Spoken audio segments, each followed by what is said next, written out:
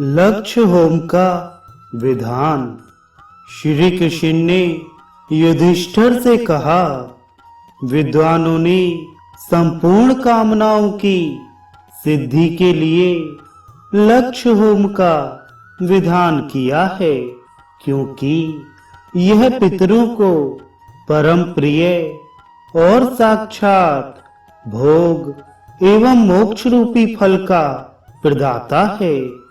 बुद्धिमान यजमान को चाहिए कि ग्रह बल और तारा बल को अपने अनुकूल पाकर ब्राह्मण द्वारा स्वास्थ्य वाचन कराए और अपने ग्रह के पूर्वोत्तर दिशा में अथवा शिव मंदिर की समीपवर्ती भूमि पर विधान पूर्वक एक मंडप का निर्माण कराए, जो 10 हाथ अथवा 8 हाथ लंबा चौड़ा चौकोर हो तथा उसका प्रवेश द्वार उत्तर दिशा की ओर हो। उसकी भूमि को यत्न पूर्वक पूर्वोत्तर दिशा की ओर ढालू बना देना चाहिए। तदनंतर मंडप के पूर्वोत्तर भाग में यथार्थ लक्षणों से युक्त एक सुंदर कुंड तैयार कराए। परिमाण से कम अथवा अधिक परिमाण में बना हुआ कुंड अनेकों प्रकार का भय देने वाला होता है, इसलिए शांति कुंड को परिमाण के अनुकूल ही बनाना चाहिए।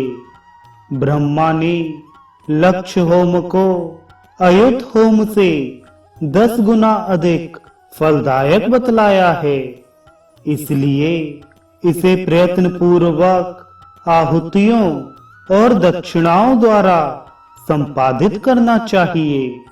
लक्ष्य होम में कुंड 4 हाथ लंबा और 2 हाथ चौड़ा होता है। उसके भी मुख्य स्थान पर योनि बनी होती है और वह 3 मेखलाओं से युक्त होता है। देवताओं की स्थापना के लिए एक वेदी का भी विधान बतलाया है, जो 3 परिधियों से युक्त हो। इनमें पहली परिधि 2 अंगुल ऊंची, शेष 2 1-1 अंगुल ऊंची होनी चाहिए।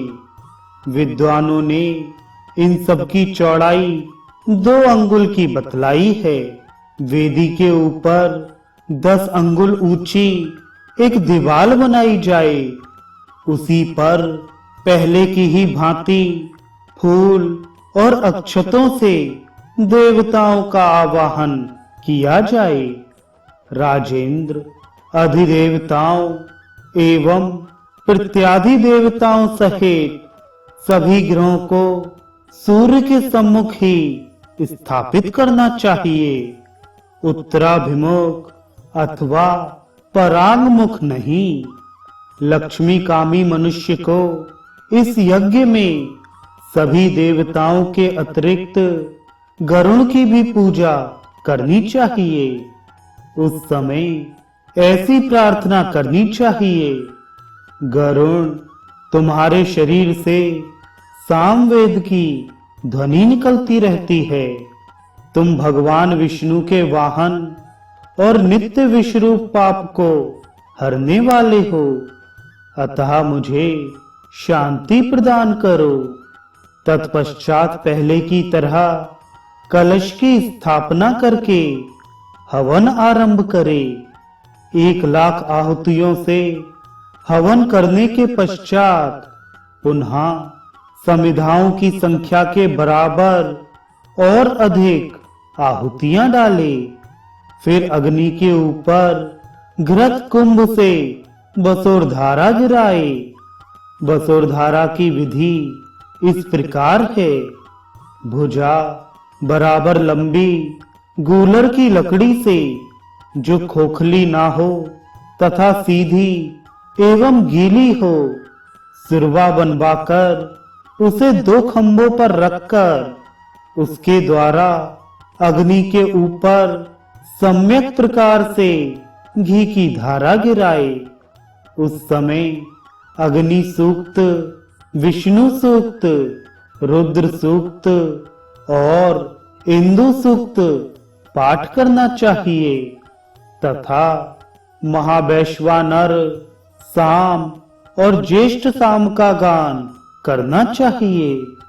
तदुपरांत पूर्वत यजमान स्नान कर स्वास्थ्य वाचन कराए तथा काम क्रोध रहित होकर शांत चित्त से पूर्ववत ऋतुजों को पृथक पृथक दक्षिणा प्रदान करे। नवग्रह यज्ञ के अयुत होम में 4 वेद वेत्ता ब्राह्मणों को अथवा श्रुति के जानकार एवं शांत स्वभाव वाले 2 ही ऋतुजों को नियुक्त करना चाहिए। विस्तार में नहीं फंसना चाहिए।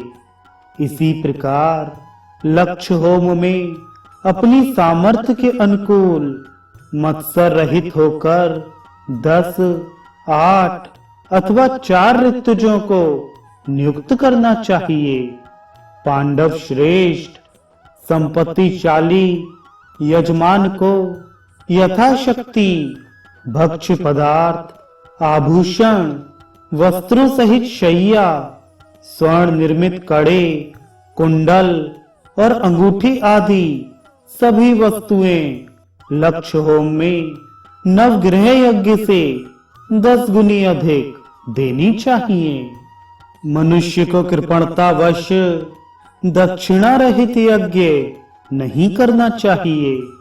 जो लोभ अथवा अज्ञान से भरपूर दक्षिणा नहीं देता उसका कुल नष्ट हो जाता है।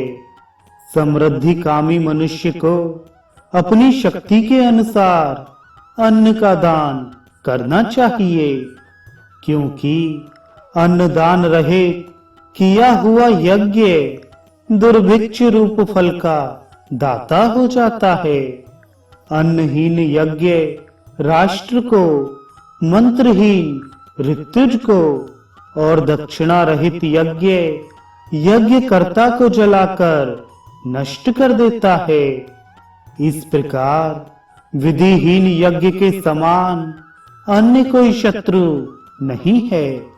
अल्प धन वाले मनुष्य को कभी लक्ष्य होम नहीं करना चाहिए, क्योंकि यज्ञ में दक्षिणा आदि के लिए प्रकट हुआ विग्रह सदा के लिए कष्टकारक हो जाता है।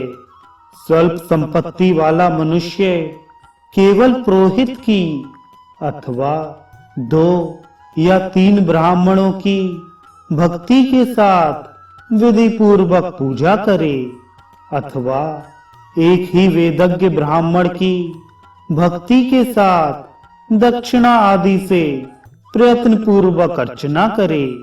बहुतों के चक्कर में ना पड़े। अधिक संपत्ति होने पर लक्ष्य होम करना चाहिए, क्योंकि यह अधिक लाभदायक है।